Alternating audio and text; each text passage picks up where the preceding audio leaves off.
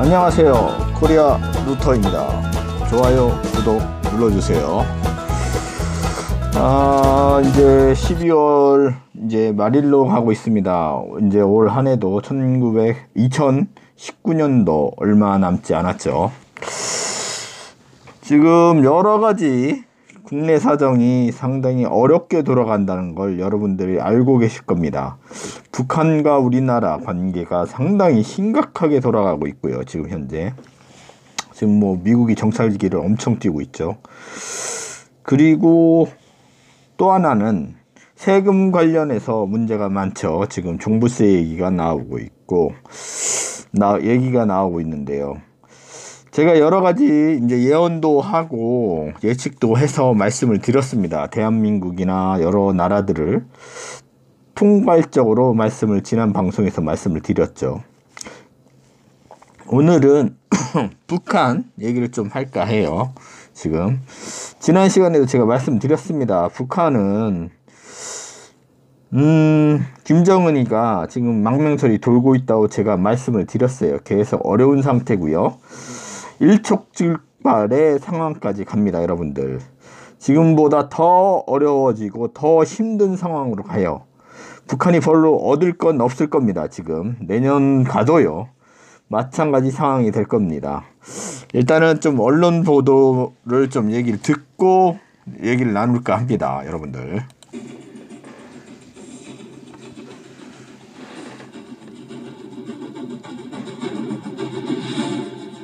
sending rockets up, doesn't he? That's why I call him Rocket Man.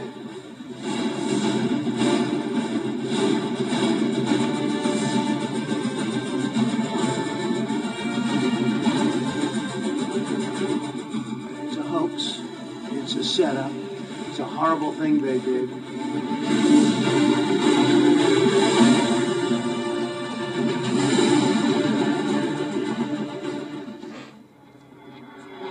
예, 오늘 뉴스탑 10도 이 외교안보 소식으로 먼저 풀어보겠습니다. 북한의 크리스마스 선물을 감시하는 미국의 눈과 귀가 더욱 감시망을 조이고 있습니다. 한동안 뜸했던 미국의 정찰기가 엿새 만에 포착이 된 겁니다. 이 소식부터 하나하나 차례로 풀어보겠습니다. 먼저 신 대표님, 해군의 정찰기가 오랜만에 등장했다. 우리가 어떤 의미로 받아들여야 됩니까? 이게 오랜만에 등장한 것인지 아니면은 오랜만에 자신을 보여준 것인지는 알 수 없습니다. 저는 오랜만에 자신을 보여줬다고 생각합니다. 해군의 정찰기 EP3라고 하는데 이게 해군의 대잠 초계기 P3를 정찰기로 개조를 한 것이거든요. 그런데 엿새 만에 지금 이 EP3가 탐지가 됐어요. 그 위성 그 위치 정보 사이트에. 그런데 이것을 군용 비행기는 일부러 자신을 노출시키지 않는 이상 그런 민간 사이트에 노출이 될 리가 없습니다. 따라서 이 정찰기는 일부러 자신을 엿새 만에 보여준 것이다.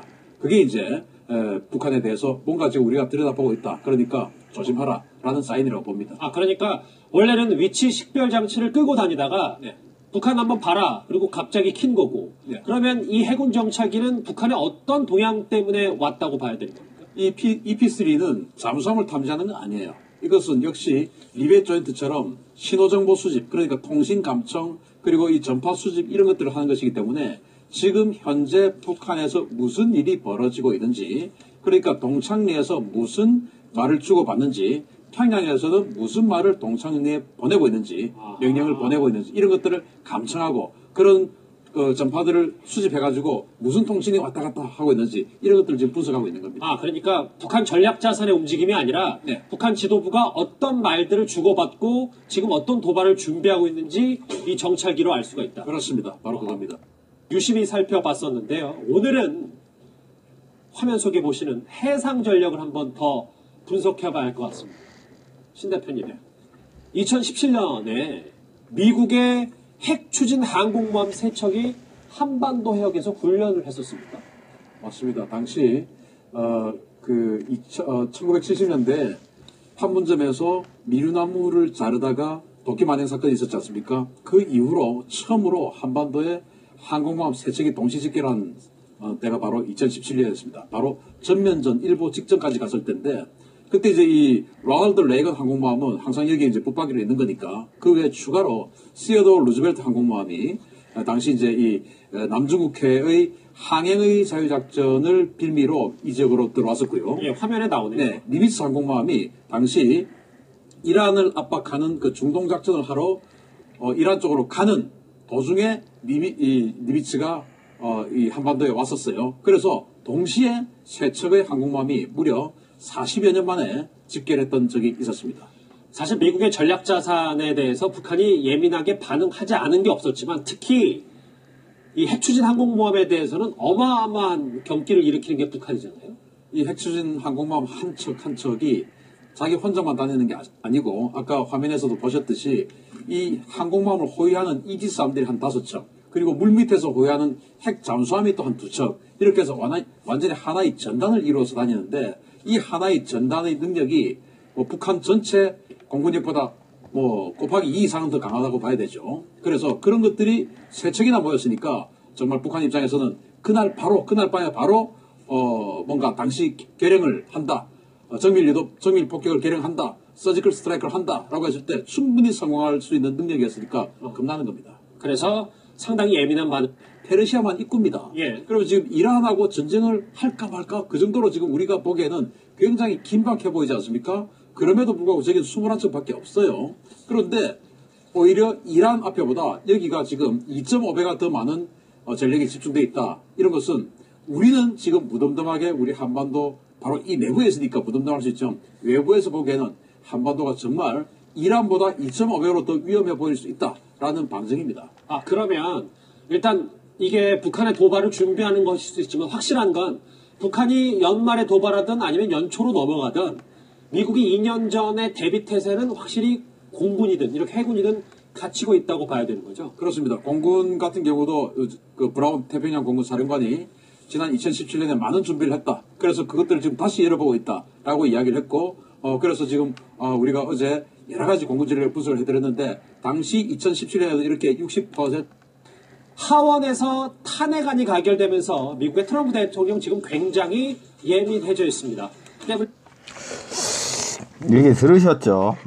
북한하고 우리나라 그리고 미국 관련해서 얘기가 좀 나왔습니다. 여러분들 제가 다시 말씀드리지만 북한은 우리나라를 일촉즉발 상황까지 몰고 갈 거예요. 전쟁 직전까지 갈 분위기입니다. 내년까지요. 근데 제가 계속 말씀드립니다. 그런 분위기로 갈 수밖에 없는 상황이에요. 여러분들. 북한은요. 왜 그렇죠? 경제적 여건이 지금 바닥을 치고 있습니다. 여러분들. 핵은 만들었는데 인민들한테 사람들한테 평민들한테 해주는 게 없어요. 지금 자기들도 알고 있고요. 그리고 정은이가 뭐 회담을 여러 개 했지만 실질적으로 크게 받아간 게 없습니다. 우리나라나 미국을 통해서 크게 받아간 게 없어요. 그러다 보니까 내부 분열이 심하다는 거죠. 그래서 그걸 분열시키기 위해서 일본 같은 경우는 독도 가지고 얘기하고 있고요. 북한 같은 경우는 우리나라한테 도움을 계속 요청하면서 지금 전쟁 분위기로 휩쓸려 가고 있는 겁니다. 여러분들. 계속 이렇게 갈 거예요. 여러분들.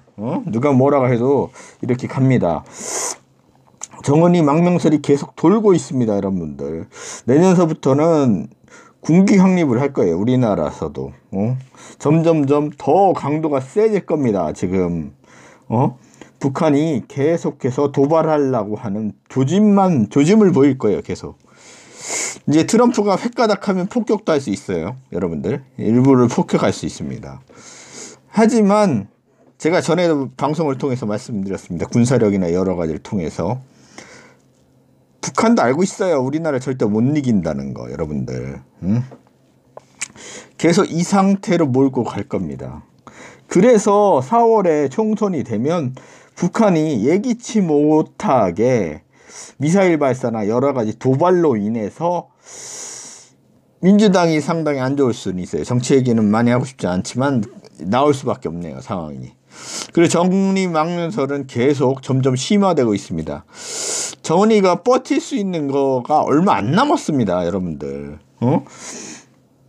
군부에서 쫓겨나던가 민중에 의해서 쫓겨날 수밖에 없는 지금 상황이라고 판단하시면 됩니다, 여러분들. 북한은 점점 더 어려워질 거고요. 나락으로 빠질 겁니다, 여러분들. 다시 말씀드리지만 나락으로 빠질 거예요. 북한은 이런 식으로 계속 흘러갑니다, 여러분들. 다시 말씀드리면 점점 나락으로 갈 거예요. 그러나 그들 손에 쥐어진 건 거의 없을 겁니다, 여러분들. 지금 중국도 어렵습니다. 제가 계속 말씀을 드려요. 때가 되면 말씀을 다 중국 어느 시점에 증시에 들어가야 될지를 말씀드린다고 말씀드렸습니다만 아직은 아니에요, 아직은. 하지만 지금 중국 상태가 상당히 힘들어지면서 북한을 지원할 수 없는 상태가 돼 버렸습니다. 그나마요. 그러면 믿을 수 있는 데는 미국도 아니고 우리나라밖에 없습니다. 그래서 자꾸 얘기하는 거예요. 독자적으로 나와라. 남한만 나와서 얘기하자. 자꾸 얘기하는 거예요, 정은이가. 하지만 그럴 수 없는 상황이죠, 우리나라도 역시. 제가 다시 계속 말씀드립니다. 지난 시간에 좀 얘기 안 한 부분이 있는데요. 지금 세금 관련해서 말씀드리고 싶은데 점점 늘어날 거예요. 하지만 서민들한테는 영향이 없습니다. 거의 영향이 없어요, 여러분들. 내년 가면요, 세금 폭탄이 어마어마하게 떨어집니다. 그 누구한테 갈까요? 누구한테 떨어질까요? 부자들한테 갑니다, 여러분들. 부자들한테요. 부자들한테 엄청난 세금이 나갈 거예요. 두드려 맞을 거예요. 그래서 그들 거를 뺏어갈 거예요. 거기 휩쓸리시면 안 되고요. 제가 계속 말씀드리면 뉴스나 이런 거에 별로 민감하게 반응할 필요는 없어요. 잠깐 얘기를 들으시고 말씀을 또 나눌까 합니다, 여러분들. 정치권에도 적지 않은 후폭풍을 남기고 있습니다. 특히 박원순 서울시장이 연일 부동산 때리기에 나서고 있습니다. 박원순 시장은 종부세를 지금의 3배까지 올려야 한다면서 내성이 생긴다는 지적이 있으니 충격이 필요하다고도 강조했습니다. 보유세 등 세금으로는 기금을 만들자고도 제안했습니다. 이 기금으로 대규모의 공공임대주택을 공급함으로써 국민의 주거권을 실현하고 국민의 삶의 질을 획기적으로 향상시켜야 합니다. 정부 부동산 정책을 두고도 이런저런 말이 많습니다. 홍남기 경제부총리는 집 한 채만 남기고 처분하라는 청와대의 권고는 확산하는 게 바람직하다고 강조했습니다. 반면 여권에선 강력한 대출 규제를 핵심으로 하는 부동산 정책이 내년 총선에 영향을 미치지는 않을까 우려하는 분위기도 일깁니다. 어제 당정협의회에선 김현미 장관을 향한 공개 비판도 나왔는데 직접 들어보시죠. 좀 더 구조적으로 주택시장 안정과 관련해서 필요한 것을 하나 말씀드리면 서울 시내 실수요자들이 접근 가능한 가격의 주택이 공급되어야 합니다. 정부 정책이 집값을 잡을 수 있을지 또 여당 의원들의 표심 잡기에도 도움이 될지 아직 알 수는 없겠지만 이런저런 후폭풍을 남기고 있는 것만은 분명해 보입니다.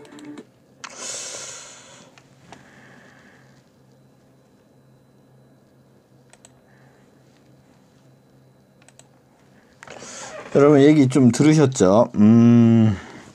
지금 다시 말씀드립니다. 제가 앞으로 세금은 더 거둘 겁니다, 여러분들. 더 심하게 거둘 거예요. 지금 정치권에서는 증시와 부동산을 지금 약간은 잡아두는 형태예요. 왜 그럴까요? 4월 총선이 남았습니다. 아직 두드리기에는 좀 그래요.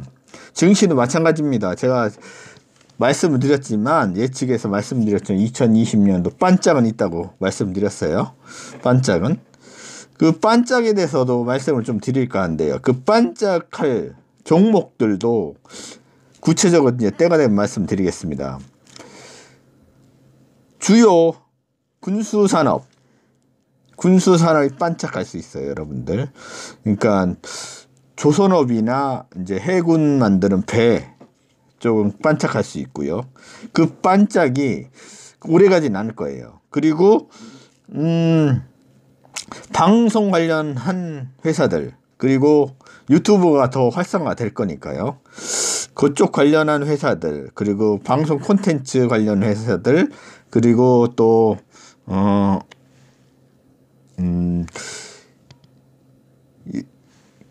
아프리카 TV 같은 회사들 그리고 이제 전쟁 관련한 빅텍이나 뭐 군함을 만드는 회사들, 그리고 그쪽에 관련된 회사들이요. 정확하게 제가 몇 가지 이제 찝어드리고 있는데요. 구체적인 시기가 되면 더 자세하게 말씀드릴게요. 그거를 방송분을 해서요. 그리고 카지노 회사들, 이 회사들이 뜰 거예요. 잠깐 뜹니다. 여러분들 잠깐 떠요. 그러나 대부분은 안 들어가신 게 맞습니다. 안 들어가신 게 맞아요. 주식시장에 제가 2020년도 예측을 했죠. 1,000원을 가진 사람만이 주식시장에 들어가시라고. 그것만 뜰 거예요. 제가 말씀드리는 거. 첫째, 군수산업. 그리고 두 번째 뭐였죠? 카지노 산업. 그리고 성 관련한 산업들. 그리고 뭐라고 했죠? 방송 콘텐츠 산업. 아프리카 TV나 유튜브나 이제 관성 관련된 장비들을 파는 산업들은 이제 뜹니다. 떠요. 그렇다고 계속 뜨는 게 아니에요. 반짝입니다. 그 뭐라고 했죠? 1,000원을 가진 사람들만 사시라고 했어요. 때가 되면 더 구체적으로 말씀드릴 거고요. 그리고 또 하나는 이제 계속 말씀이지만 부동산뿐만 아니라 다른 모든 세금이 올라갑니다. 여러분들 올라갈 수밖에 없는 상황이에요. 2020년도는요 주식을 거의 하시면 안 되고요. 1,000원을 가진 사람만이 할 수 있는 때입니다. 4월이 넘어서 이제 6월 지나가면 점점점 하락할 거고요. 부동산 시장은 6월이 지나서 지옥을 맛보기 시작해서 12월이 되면 곡소리가 날 겁니다. 곡소리가 날 거예요. 난리가 날 겁니다. 그리고 주식시장도 난리가 날 거예요. 2020년도는요. 우리나라뿐만 아니라 전 세계 시장이 불황으로 들어갈 겁니다. 특히 증시가요. 그걸 막기 위해서는 트럼프가 무한양적 완화밖에 없습니다. 하지만 그건 언젠간 더 큰 화를 자초할 거예요. 다시 말씀드리지만 부동산은 절대 안 됩니다. 갭 투자도 절대 안 돼요. 부동산은 지옥으로 가는 길입니다. 갭 투자했다면 망합니다. 제가 다시 말씀드릴게요. 2년 동안 진짜 바닥을 볼 거예요. 여러분들. 지금 많이 떨어졌다는 얘기하죠. 빈상가 많다고 얘기하고요. 아직 멀었습니다. 여러분들. 아직 멀었어요. 이제 올라오기 시작해요. 침체가요. 점점 이제 좀 있으면 무릎에 올라올 겁니다. 무릎에 올라와서 우리들은 투자할 때는 어깨쯤 왔을 때 투자하는 거예요. 어깨쯤. 아직 아니라는 거죠. 무릎밖에 이제 올라오지 않았어요. 여러분들. 그리고 코인 시장은 제가 계속 말씀드리잖아요. 코인 시장은 중국이 지금 상태가 안 좋기 때문에 코인 시장을 활성화할 수가 없어요. 지금 여러분들 그렇게 하시면 될 것 같아요. 내년엔 세금 폭탄이 어마어마하게 기다리고 있어요. 여러분들한테. 정리해가가 어마어마하게 기다리고 있고요. 그리고 일부 은행들은 빚 상환하라고 원금 상환하라고 난리를 칠 겁니다. 여러분들한테. 최대한 빚을 줄이시고요. 빚이 없는 분들은 제가 뭐라고 했죠? 금과 은에 현물에 투자하시고, 그리고 그게 싫으신 분은 현금을 가지고 계시라고 했어요. 현금을.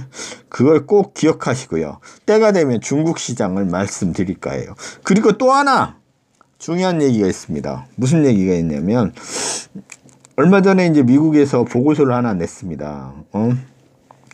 맥컬리에서 보고서를 냈는데요.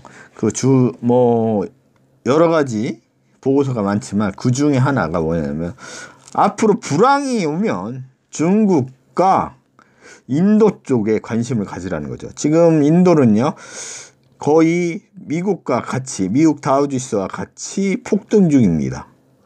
불황이 오면요 꼬러 박을 겁니다. 여러분들. 어디까지? 50%까지 반이 작살날 거예요. 반이. 중국도요 작살납니다.